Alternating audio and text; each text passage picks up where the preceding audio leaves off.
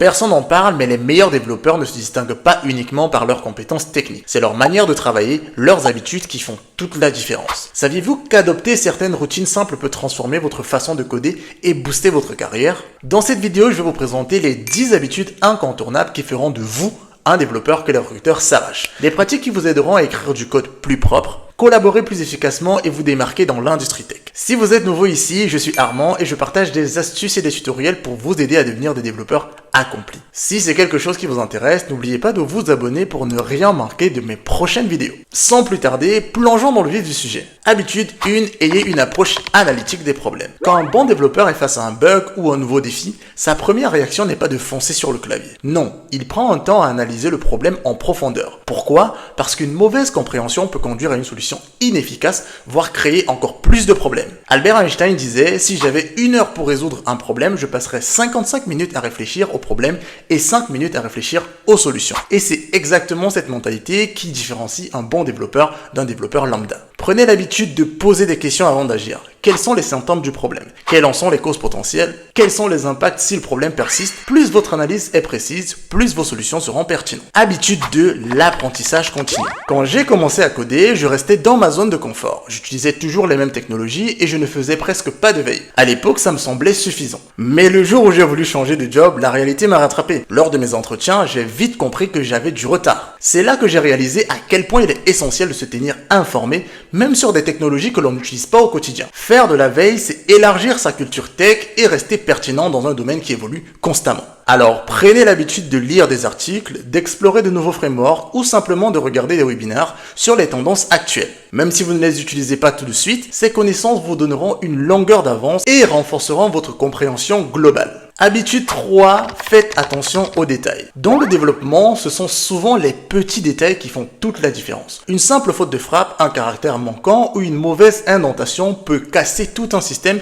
ou introduire un bug difficile à déceler. On pourrait croire que cette habitude n'est qu'une question de rigueur, mais c'est bien plus que ça. Faire attention aux détails, c'est aussi comprendre les conséquences de chaque ligne de code que vous écrivez. C'est anticiper les problèmes et prévenir les erreurs avant même qu'elles n'arrivent. Un détail négligé en entraîne d'autres jusqu'à rendre le projet carrément instable. La clé, relisez votre code, testez souvent et adoptez des outils comme les linters ou les revues de code pour détecter ces détails avant qu'ils ne deviennent des problèmes majeurs. Habitude 4, communiquer efficacement avec votre équipe. Être un bon développeur, c'est aussi savoir bien communiquer. Que ce soit pour expliquer un problème, présenter une solution ou collaborer avec d'autres membres de l'équipe, la clarté dans vos échanges est cruciale. On le sait tous, tout ce qui se conçoit bien s'énonce clairement et les mots pour le dire arrivent aisément. Si vous êtes confus dans vos explications, cela peut indiquer que vous n'avez pas encore la compréhension complète du sujet. Dans un projet, une mauvaise communication peut entraîner des malentendus, des retards, voire des conflits inutiles. Prenez l'habitude de reformuler vos idées, d'écouter attentivement vos collègues et de poser des questions pour clarifier les zones d'ombre. Rappelez-vous, une équipe qui communique bien, c'est une équipe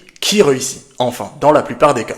Habitude 5, écrire du code propre et respecter les standards. Un bon développeur sait qu'écrire du code, ce n'est pas seulement le faire fonctionner. C'est aussi s'assurer que le code est clair, lisible et maintenable pour les autres et pour soi-même dans quelques mois. Imaginez revenir sur un projet après 6 mois et vous demander « mais qu'est-ce que j'ai voulu faire ici ?» C'est la conséquence d'un code mal organisé. Un code propre suit des conventions, est bien commenté quand c'est nécessaire et utilise des noms de variables explicites. Un code de qualité, c'est comme une prose bien écrite. Ce n'est pas une surcharge de commentaires, mais une structure qui parle d'elle-même. Prenez également l'habitude de respecter les standards de votre équipe ou de l'industrie, comme les linters, les styles de formatage ou les bonnes pratiques de votre langage de programmation. Cela ne rendra pas seulement votre travail plus professionnel, mais aussi plus facile à maintenir et à partager. Habitude 6, gestion du temps et planification. Dans le monde du développement, gérer son temps est aussi important que savoir coder. Un bon développeur sait qu'il ne peut pas tout faire à la fois et qu'une mauvaise planification peut vite transformer un projet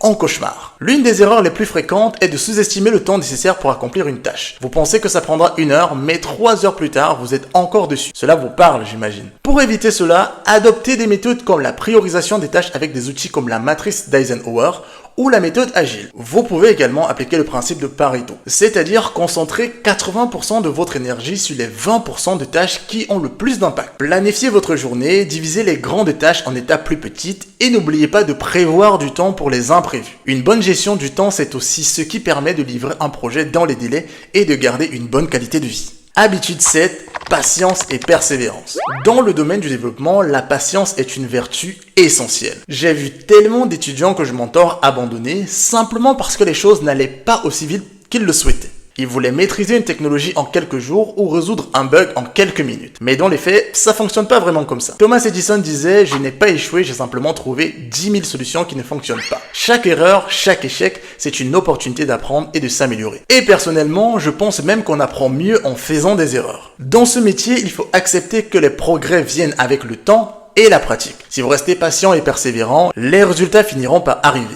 Mais si vous abandonnez au premier obstacle, vous ne saurez jamais jusqu'où vous auriez pu aller. Rappelez-vous, coder, c'est aussi apprendre à faire face à l'inconnu et avancer un pas à la fois, même quand le chemin semble long. Habitude 8, la créativité. Un bon développeur n'est pas juste un technicien qui suit les instructions, c'est aussi un créateur qui trouve des solutions innovantes aux problèmes. Dans ce domaine, la créativité est essentielle, surtout quand les solutions évidentes ne fonctionnent pas ou qu'il faut penser en dehors des sentiers battus. Prenons un exemple concret. Combien de fois vous êtes-vous retrouvé face à une fonctionnalité ou un bug où les solutions classiques semblaient inutilisables? C'est là qu'il faut faire preuve d'imagination, essayer des approches différentes, connecter des idées qui, à première vue, n'ont rien à voir ou simplifier un problème complexe. Et prenez l'habitude de nourrir votre créativité. Explorez des projets personnels, apprenez des technologies nouvelles ou même éloignez de votre domaine principal et ne craignez pas de poser des questions que personne n'ose poser. C'est souvent dans ces moments que vous trouverez des solutions qui feront toute la différence. Habitude 9, l'adaptabilité. S'il y a une certitude dans le monde de la tech, c'est que tout change